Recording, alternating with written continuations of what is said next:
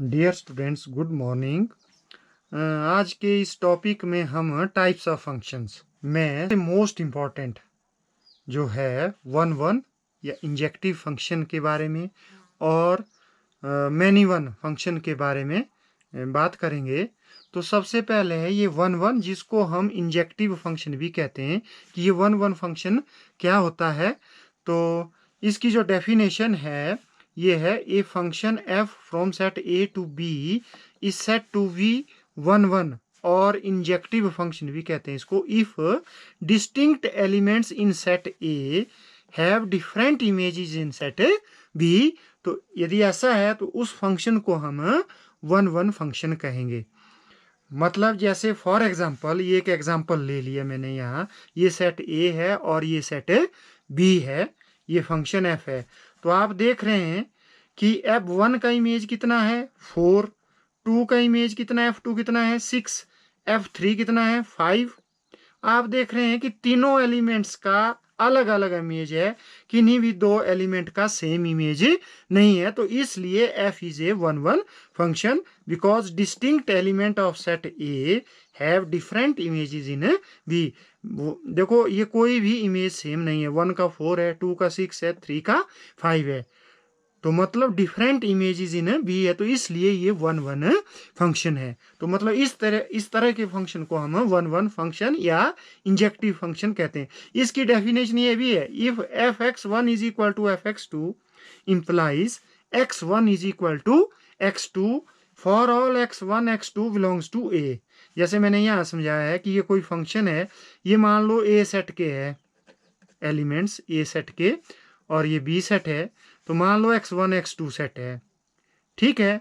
यदि ये दोनों इमेज सेम है, F x one, x one का इमेज एफ एक्स वन हुआ, एक्स टू का इमेज एफ एक्स टू हो गया, यदि ये दोनों सेम है तो इसका क्या मतलब हुआ कि एक्स वन भी किसके बराबर होना चाहिए, एक्स टू के बराबर होना चाहिए। ये एक ही एलिमेंट होना चाहिए। यदि ये सेम है तब ये भी एक ही एलिमेंट है। मान लो ये f x one is equal to f x one 4 के बराबर है, मान लो 4 के बराबर है, तो एफ एक्स टी भी कितने के बराबर होगा, 4 के बराबर। मतलब ये सेम 4 एलिमेंट है, जैसे मैंने सी लिख दिया, ठीक है। तो यदि ये वन वन तभी होगा यदि x one and x two भी सेम होंगे, मतलब x one is equal to x two, ये भी एक एलिमेंट होगा, तो उसका इमेज मान लो सी होगा। फिर यदि मान लो ये बराबर है लेकिन x one is not equal to x two, इसका क्या मतलब हुआ, ये तो मान लो मैंने सी के बराबर मान लिया, तो एक्स वन का इमेज भी सी हो जाएगा, एक्स टू का इमेज भी सी हो जाएगा। मतलब दोनों का सेम इमेज आया, डिफरेंट इमेज नहीं आया, तो इसलिए फिर वो वन वन फंक्शन नहीं रहेगा। तो इसलिए कंडीशन जरूरी है, यदि एफ एक्स एक्स वन का इमेज एक्स टू के इमेज के बराबर है तो इसका मतलब क्या होना चाहिए कि एक्स वन किसके बराबर होना चाहिए, एक्स टू के बराबर होना चाहिए। Where x one x two किस सेट को बिलोंग कर रहे हैं, ये डोमेन वाले सेट को।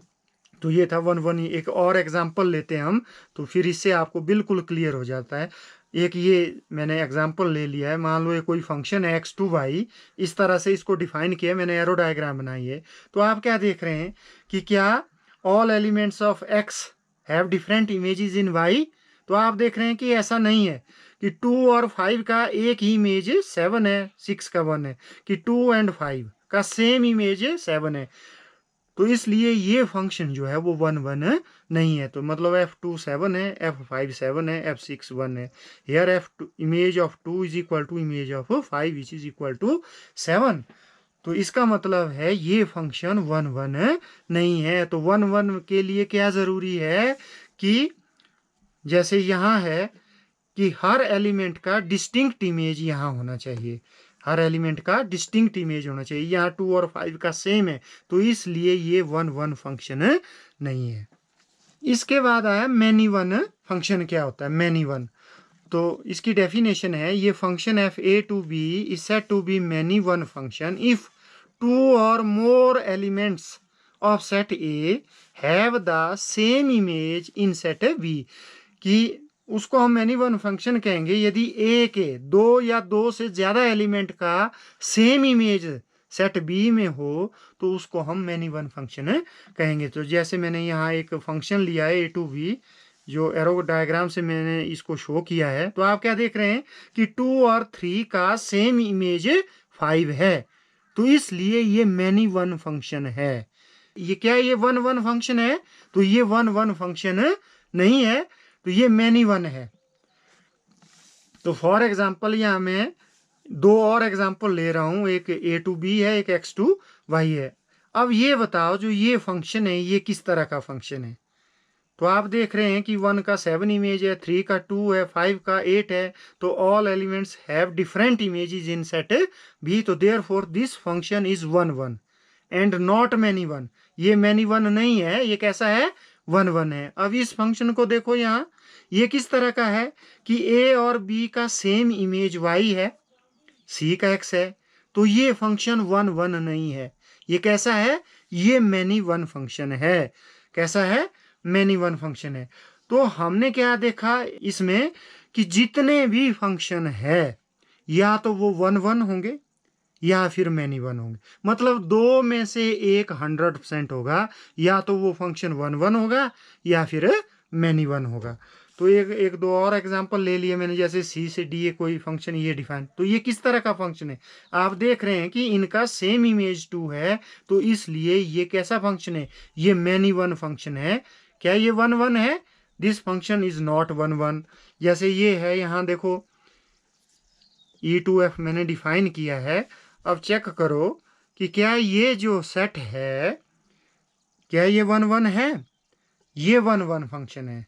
क्या मैनी वन है? ये मैनी वन नहीं है, क्योंकि ये डिफरेंट इमेजेस है, तो f इज 1 1। तो मेरे को लगता है आपको ये बिल्कुल क्लियर हो गया होगा कि 1 1 फंक्शन क्या होता है और मैनी वन फंक्शन क्या होता है। अब कि हम क्वेश्चन में कोई फंक्शन दिया है उसको कैसे चेक करेंगे कि वो 1 1 है या मैनी वन है? तो method to check whether a function is 1 1 और नॉट। यदि कोई क्वेश्चन दिया है तो उसमें हम कैसे चेक करेंगे? तो मेथड फर्स्ट स्टेप में क्या करेंगे कि take any two arbitrary point x1 x2 belongs to domain of f, कि हम कोई आर्बिट्री पॉइंट्स होते हैं, अपनी इच्छा से कोई दो पॉइंट आपने डोमेन में से चूज करने हैं। सेकेंड स्टेप में क्या करेंगे आप कि put f(x1) is equal to f(x2) के बराबर पुट करना है एंड सॉल्व द इक्वेशन, उस इक्वेशन को सॉल्व करना है। यदि सॉल्व करने के बाद जो थर्ड स्टेप है, if we get x1 is equal to x2 only, ये इंपॉर्टेंट है, ओनली, इसके अलावा कुछ ना आए, तो then the function f is 1 1 otherwise not. यदि कुछ और आए तो इसका मतलब है वो 1 1 नहीं है। जब 1 1 नहीं होता है फंक्शन, तब कैसा होता है वो? तब होता है वो मैनी वन। ठीक है, तो एक एग्जांपल लेते हैं, इससे आपको क्लियर हो जाएगा कि 1 1 फंक्शन को हम कैसे डिफाइन कर सकते हैं। तो मान लो let f be a function on set of natural number defined by f(x) is equal to x square plus 1। ये आपको फंक्शन दिया है, आपने चेक करना है कि क्या ये फंक्शन 1 1 है या नहीं है। तो यहाँ तो अब एरो डायग्राम नहीं है ना, तो इसको हम कैसे चेक करेंगे?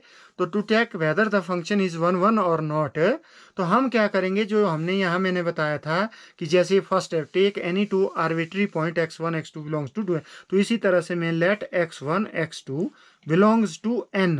ये n कौन सा है? 2n है ना आपके पास, 2n है, तो डोमेन वाले n में से आपने ये दो पॉइंट चूज करने हैं सच दैट, फिर दूसरा स्टेप है कि put f(x1) is equal to f(x2) such that f(x1) is equal to f(x2), और इसकी इक्वेशन को सॉल्व करना है। तो f(x1) की वैल्यू कहाँ से आएगी? f(x1) की वैल्यू f(x) से आएगी। कैसे आएगी f(x) से? तो x की जगह आप क्या पुट करेंगे? x1। यदि x की जगह x1 पुट करेंगे तो f(x1) कितना आएगा? x1 का स्क्वायर प्लस 1। इसी तरह से f(x2) की वैल्यू भी यहाँ से आएगी f(x) से, x को x2 से रिप्लेस करेंगे तो ये आ गया, ये बराबर है। अब देखो 1 को इधर ले गए तो ये कैंसिल हो गया, तो आपके पास रह गया x1 square is equal to x2 square. इनको एक तरफ कर दिया, बराबर है 0। इसके बाद इसके फैक्टर बना दिए x1 minus x2 into x1 plus x2 is equal to 0। यहाँ a square minus B square वाला वो फॉर्मूला लगाया, किसके बराबर होता है? a minus B into A plus B. ये अब ये चीज इंपॉर्टेंट है यहाँ। अब देखो ये एक टर्म ये है, एक टर्म ये दोनों आपस में मल्टीप्लाई हो रही है और दोनों का आंसर कितना आ रहा है? 0। इस कंसेप्ट को अंडरस्टैंड करना है। इन दोनों का प्रोडक्ट किसके बराबर है? 0। 0 प्रोडक्ट कब आता है? यदि इन दो में से कोई एक 0 के बराबर है। अब चेक करो कि क्या ये जो टर्म लिखी है x1 प्लस x2 ये 0 हो सकती है, जहां x एक नेचुरल नंबर है। तो सम ऑफ टू नेचुरल नंबर, यदि दो नेचुरल नंबर को आप ऐड करेंगे तो कभी भी आंसर 0 नहीं आएगा। तो इसका क्या मतलब होगा कि जो x1 प्लस x2 है ये 0 के बराबर नहीं है, because sum of two natural numbers can not be 0। ये 0 नहीं है, तो इसका मतलब कौन सी टर्म 0 है? तब ये टर्म 0 है, क्योंकि प्रोडक्ट तो 0, इन दो में से एक 0, ये 0 नहीं है तो ये 0 है। तो this implies x minus x2 is equal to 0, we get x1 is equal to x2। तो हमने जैसे यहाँ पढ़ा था कि we get x1 is equal to x2 only then the function is 1 1। तो इसका मतलब है, इसका क्या मतलब हुआ कि f इज 1 1 फंक्शन। तो क्वेश्चन में हम इस तरह से इसको अप्लाई करेंगे। एक और एग्जांपल लेते हैं हम, लेट f। अब मैंने फंक्शन वही रखा, लेकिन इसकी डोमेन और को डोमेन चेंज कर दी। ये सेट ऑफ इंटीजर ले लिया डिफाइंड बाय दिस।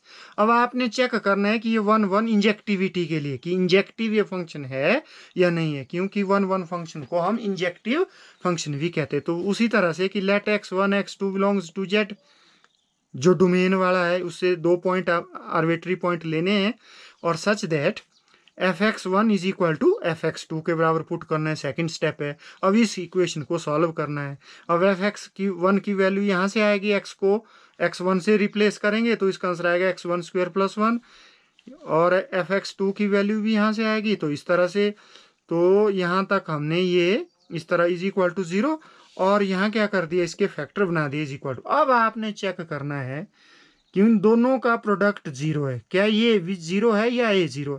अब देखो ये सेट ऑफ इंटीजर है, तो x1 माइनस x2, एक तो आइदर ये 0 हो सकता है। क्या इसमें x1 प्लस x2 भी 0 हो सकता है? बिल्कुल हो सकता है, क्योंकि इंटीजर में पॉजिटिव नंबर भी होते हैं और नेगेटिव नंबर भी होते हैं। मान लो x1 माइनस 2 है और x2 आपके पास 2 है, तो -2 + 2 कितना आएगा? 0।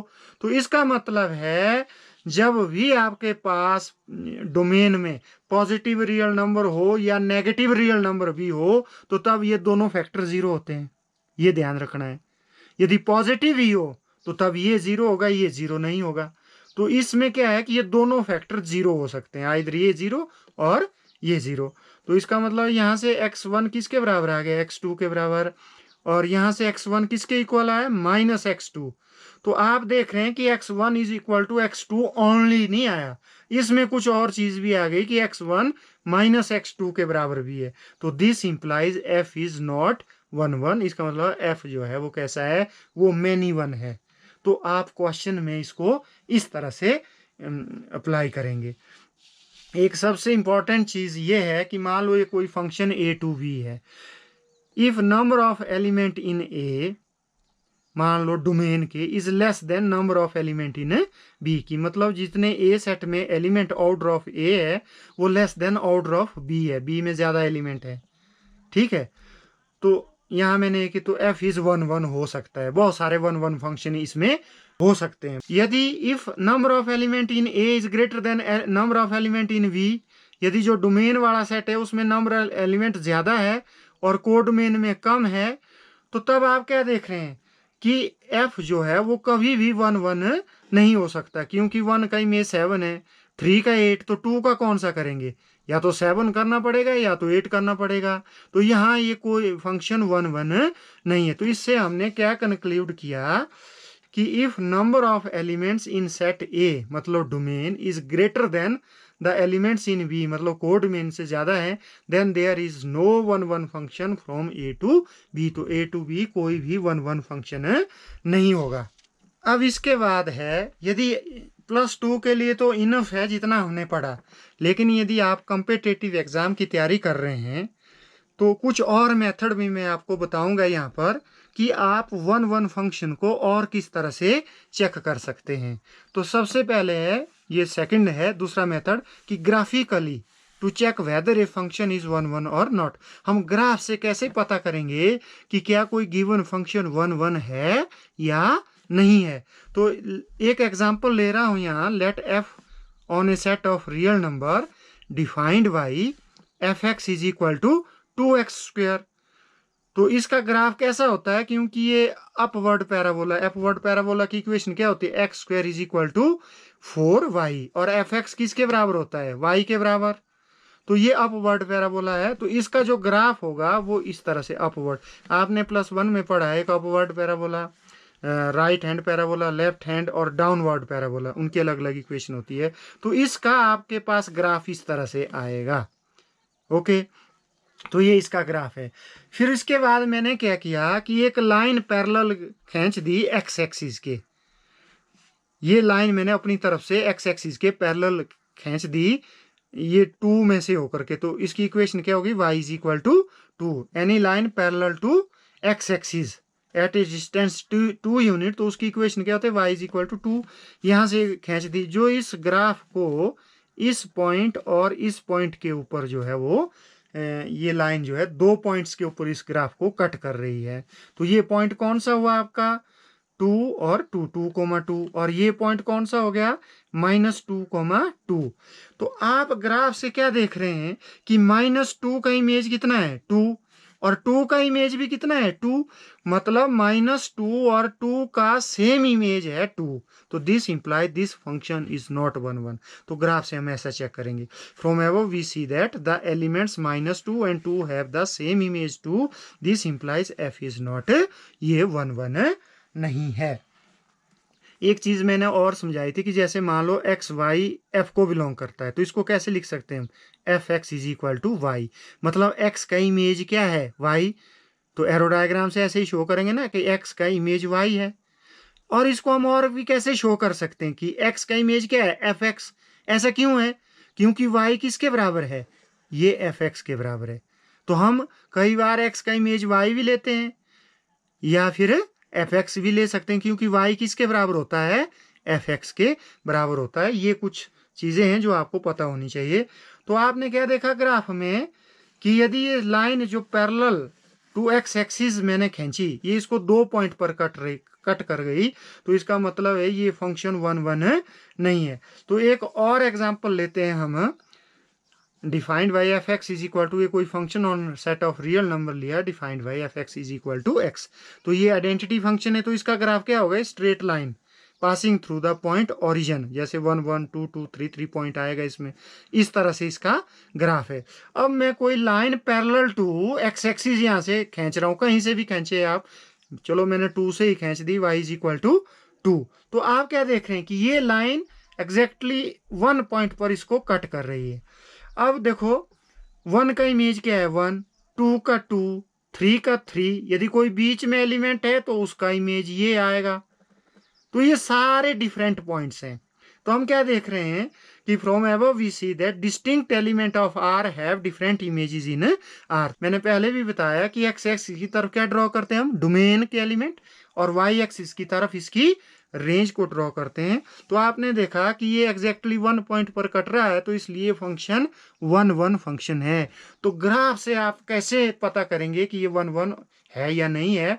तो जो हमने एग्जांपल लिए, इसे हमने क्या कंक्लूड किया, from above we conclude that if the line parallel to the x axis cuts the graph of the function at more than 1 point, कि मतलब कोई लाइन हम एक्स एक्सिस के पैरेलल खींच दे, यदि वो फंक्शन के ग्राफ को एक से ज्यादा पॉइंट पर काटे, then the function is not 1, मतलब फंक्शन 1 1 नहीं होता है। और दूसरा point, if the line parallel to x axis cuts the graph of the function exactly at 1 point, then the function is 1 1। यदि हम जो parallel to x axis line खींचते हैं और वो फंक्शन के ग्राफ को एग्जैक्टली 1 पॉइंट के ऊपर कट करता है, तो वो फंक्शन होता है 1 1। और तो ग्राफ से हम इस तरह से फंक्शन को चेक कर सकते हैं कि वो 1 1 है या नहीं है। यदि आप कॉम्पिटिटिव एग्जाम की तैयारी कर रहे हैं तो उसके लिए है ये। तो थर्ड है, इंक्रीजिंग और डिक्रीजिंग फंक्शन से हम पता करेंगे कि ये 1 1 है या नहीं। ये 6th चैप्टर में है आपका 6.2 एक्सरसाइज, जहां आप इंक्रीजिंग और डिक्रीजिंग फंक्शन के बारे में पढ़ेंगे। थोड़ा मैं यहाँ आपको बता रहा हूँ, तो इससे भी हम 1 1 फंक्शन का पता कर सकते हैं। तो ये थर्ड है, if the function f is strictly increasing in its domain or in a given interval, that is if f dash x is equal to greater than 0 for all x belongs to domain of f। ये मैं बताऊंगा कि strictly increasing function क्या होता है domain में, और if f dash x is greater than 0 ये क्या चीज होती है मैं बताऊंगा for all x belongs to D f. या फिर if the function is strictly decreasing in its domain or in a given interval, that is if f dash x is less than 0 for all x belongs to df, then the function f is 1 1। अब मैं ये बता रहा हूं कि जो ये strictly increasing function in its domain क्या होता है। ओके ये मैंने x एक्सिस ली, ये x एक्सिस है और ये y एक्सिस है, ये ओरिजिन है। मान लो ये सेट की डोमेन दी है क्लोज्ड इंटरवल ए बी, ये डोमेन है, ये इंटरवल में मैंने लिया क्लोज्ड इंटरवल ए बी, ये एफ की डोमेन है। तो इंक्रीजिंग फंक्शन क्या होता है, जब इसका ग्राफ मान लो शुरू वाला पॉइंट है यहां से शुरू हो जाता है और ये बढ़ता ही जा रहा है बढ़ता ही जा रहा है ऊपर को ऊपर को ऊपर को बी तक, मतलब ए टू बी, तो ये हुआ इंक्रीजिंग फंक्शन, ये इंक्रीज कर रहा है, इसको बोलते हैं स्ट्रिक्टली इंक्रीजिंग फंक्शन का ग्राफ है। यदि हम इस ग्राफ के ऊपर, इस कर्व के ऊपर कोई टेंजेंट ड्रॉ करते हैं, स्पर्श रेखा टेंजेंट ड्रॉ करते हैं at any point x y, तो इसकी स्लोप क्या होती है, इसकी स्लोप होती है एफ डैश एक्स। तो ये समझ लो कि if y is equal to f x भी ये फंक्शन, मान लो ये फंक्शन है और ये इसका ग्राफ है फंक्शन का, then slope of tangent at any point x, y is given y f dash x is equal to, इसको डिफ्रेंशिएट किया d y upon d x, ये टेंजेंट की स्लोप होती है, मतलब एफ डैश एक्स टेंजेंट की slope होती है। यदि ये स्लोप पॉजिटिव है तो वो इंक्रीजिंग होगा, यदि ये नेगेटिव है तो वो डिक्रीजिंग होगा। जैसे मैं यहाँ बता रहा हूँ आपको, इस टेंजेंट की स्लोप कैसी है, जो इस तरह की लाइन होती है इसकी स्लोप है पॉजिटिव ग्रेटर देन 0। कैसे पता किया, आपने +1 में पढ़ा है कि यदि कोई line positive direction of x axis के साथ कोई एंगल बनाती है तो उसकी स्लोप होती है tan थीटा। क्या होती है slope, tan theta, tan theta. यदि ये थीटा है, यदि ये थीटा 90 डिग्री से कम है, एक्यूट एंगल है, तो tan थीटा क्या होगा, पॉजिटिव वैल्यू होगी। यदि 90 से कम होगा, फर्स्ट क्वाड्रेंट में आएगा, तो tan की वैल्यू पॉजिटिव आएगी। तो इस टेंजेंट की स्लोप जो है वो पॉजिटिव है। जब भी हम स्ट्रिक्टली इंक्रीजिंग फंक्शन के ऊपर कोई टेंजेंट ड्रॉ करेंगे तो उसकी स्लोप होती है पॉजिटिव, मतलब f dash x is greater than 0। और जो डिक्रीजिंग फंक्शन है, जैसे मान लो ये इंटरवल ए है, ये बी है, तो मैं यहाँ से ग्राफ शुरू कर रहा हूँ लेकिन ये नीचे की तरफ आ रहा है, बी की तरफ डिक्रीज कर रहा है, डिक्रीज कर रहा है, तो इसको बोलते हैं स्ट्रिक्टली डिक्रीजिंग फंक्शन। ये डिक्रीज कर रहा है और इंक्रीजिंग में क्या है, तो ये इंक्रीज कर रहा है और ये डिक्रीज कर रहा है। अब डिक्रीजिंग फंक्शन के ऊपर कहीं भी कर्व के ऊपर हम टेंजेंट ड्रॉ करते हैं तो उस टेंजेंट की स्लोप होती है नेगेटिव। क्यों होती है नेगेटिव, क्योंकि जो लाइन इधर को positive direction of x axis के साथ जो ये एंगल होगा, ये कैसा है, ये ग्रेटर देन 90 डिग्री है, मतलब सेकंड क्वाड्रेंट में आएगा, ग्रेटर देन है, तो tan थीटा की वैल्यू कैसी होगी, नेगेटिव। तो tan थीटा मतलब स्लोप नेगेटिव आएगी, मतलब एफ डैश एक्स क्या होगा, नेगेटिव। इस टेंजेंट की स्लोप है एफ डैश एक्स, वो नेगेटिव होगी। ठीक है, यदि फंक्शन इंक्रीजिंग है या डिक्रीजिंग है तो फंक्शन होगा 1 1। ठीक है, if the function f is strictly increasing in one part in one part and strictly decreasing in other part of its domain, then the function f is not 1 1। यदि मान लो a to b ये कोई है, यहां से तो increase कर रहा है यहां तक, फिर उसके बाद क्या कर रहा है, डिक्रीज कर रहा है इस इंटरवल में, तो ये 1 1 फंक्शन नहीं होगा। हमने ग्राफ में भी पढ़ा था कि यदि कोई लाइन में पैरेलल खींचूं तो इस कर्व को कितने पॉइंट पर कट करेगी, 2 पॉइंट के ऊपर, तो इसलिए ये 1 1 फंक्शन नहीं रहेगा। इस तरह से भी हो सकता है कि पहले डिक्रीज हो रहा है और दूसरे भाग में इंक्रीज हो रहा है, तो इस तरह का फंक्शन जो है वो 1 1 नहीं होता है। जैसे यहाँ देखो ये इंक्रीज ही कर रहा है, कोई भी line parallel to x axis में यहाँ से ड्रॉ करूँ तो वो एक ही पॉइंट के ऊपर इस कर्व को काटेगी, तो इसलिए ये फंक्शन 1 1 है। तो एक एग्जाम्पल लेते हैं हम इसका, एक एग्जाम्पल ले रहे हैं आपको कि आप कैसे पता करेंगे कि कोई फंक्शन 1 1। ये कोई फंक्शन ले लिया, इसकी डोमेन ले ली इंटरवल में 0 to ∞ टू आर, ये इसकी डोमेन है और ये इसकी रेंज है, और एफ एक्स दिया आपको एक्स स्क्वायर। आपने पता करना है कि क्या ये 1 1 है या नहीं है। तो क्या निकालना पड़ेगा आपको, एफ डैश एक्स कितना है आपका 2x। ठीक है, तो इसकी डोमेन क्या है 0 to ∞। हम ये देखेंगे इसमें 0 नहीं है, इससे आगे वाले नंबर है। यदि यहां से आगे वाले नंबर हम यहां पुट कर देते हैं तो क्या एफ डैश एक्स पॉजिटिव आएगा या नेगेटिव आएगा। तो आप चेक करेंगे कि कोई भी नंबर भरो, जैसे एफ डैश 1 भरते हैं यहाँ आप, तो क्या आएगा आपका answer 2 which is greater than 0। तो इसका मतलब है एफ डैश एक्स की वैल्यू क्या आएगी, greater than 0 for all x belongs to 0 to ∞। कि 0 और ∞ के बीच में एक्स की कोई भी वैल्यू यदि यहाँ पुट करेंगे तो एफ डैश एक्स जो कैसा आएगा, पॉजिटिव ही आएगा। तो इसका मतलब क्या है, F x is strictly increasing in its domain. Increasing कब होता है, when F dash x is greater than 0 होता है। तो ये इंक्रीजिंग है, this implies F is 1 1 function. और मैं इसी फंक्शन को ले रहा हूं लेकिन मैं इसकी डोमेन चेंज कर रहा हूं अब, -∞ to 0 आर। तो फंक्शन वही ले रहा हूं, f x is equal to x square. तो इसका डेरिवेटिव कितना आएगा, 2x आएगा। तो एफ डैश एक्स क्या होगा, अब x की वैल्यू यदि 0 से कम ∞ तक कोई भी वैल्यू मैं यदि यहाँ पुट करता हूँ तो एफ डैश एक्स का आंसर नेगेटिव आएगा, आएगा नेगेटिव। जैसे मैंने एफ डैश -1 निकाल दिया तो x की जगह -1, तो -2 इज लेस देन 0। तो इसका मतलब है जितनी भी वैल्यू मैं -∞ से 0 तक भरूंगा, पुट करूंगा इसमें, तो पुट करने के बाद जो एफ डैश एक्स है वो क्या आएगा, लेस देन 0। तो इसका मतलब है F x is strictly decreasing in its domain. ये डोमेन में स्ट्रिक्टली डिक्रीजिंग है, तो इसलिए एफ इज 1 1। एक और एग्जांपल मैं यहाँ ले रहा हूँ, फंक्शन वही रख रहा हूँ लेकिन डोमेन चेंज कर रहा हूँ from R to R. R क्या होता है इंटरवल में, -∞ to ∞। ये सारे रियल नंबर होते हैं आर में। तो एफ डैश एक्स हो गया 2x। अब यदि आप -∞ से 0 तक के बीच के एलिमेंट भरेंगे तो इसका आंसर नेगेटिव आएगा, मतलब ये डिक्रीजिंग होगा इस इंटरवल में। और यहाँ से आगे भरेंगे इसका आंसर पॉजिटिव आएगा, तो इंक्रीजिंग होगा है। तो मतलब from above we see that the function f is increasing in the interval 0 to ∞, इसमें इंक्रीजिंग है, and decreasing in the interval -∞ to 0, that is f is increasing in one part of -∞ to ∞ and decreasing in the other part of -∞ to ∞। क्योंकि domain तो are है, मतलब इसके एक part में ये डिक्रीज कर रहा है और दूसरे पार्ट में क्या कर रहा है, इंक्रीज कर रहा है। तो दिस मतलब यदि इस तरह का फंक्शन है तो f इज नॉट 1 1 फंक्शन। तो ये मैंने आपको 3 मेथड बताए 1 1 फंक्शन के। आज के लिए इतना ही। अब नेक्स्ट वीडियो में हम onto and into function के बारे में बात करेंगे। Thank you.